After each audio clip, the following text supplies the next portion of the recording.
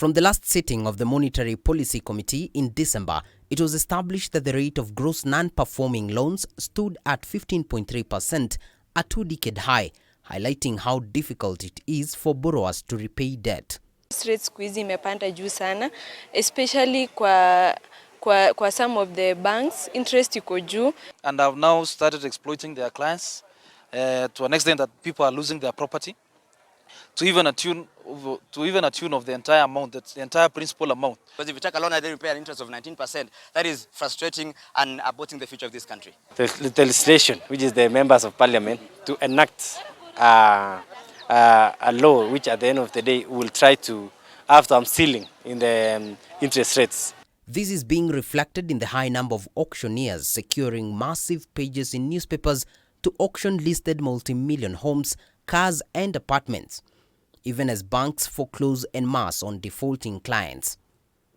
Economic experts now say this can be attributed to the introduction of new taxes and an increase in the bank interest rates. With the imposition of these additional charges that had not been planned before, obviously it puts some strain in terms of loan repayment.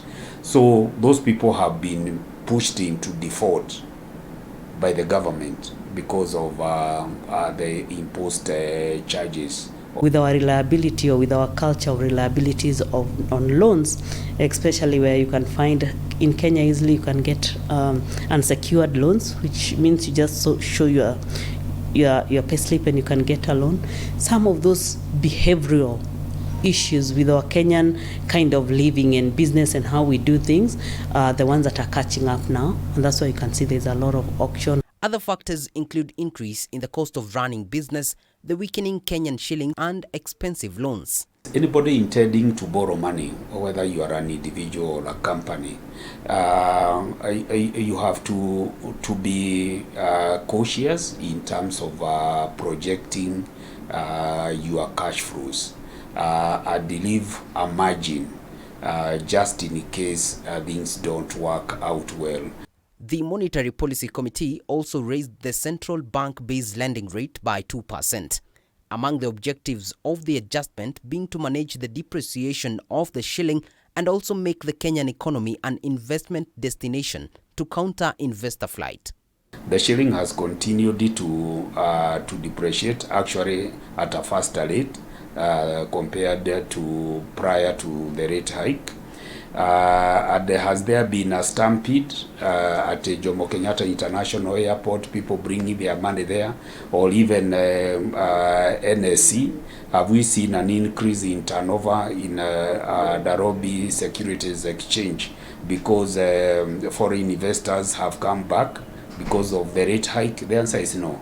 So CBK, the Kenyans, we are disappointed. You lied to us.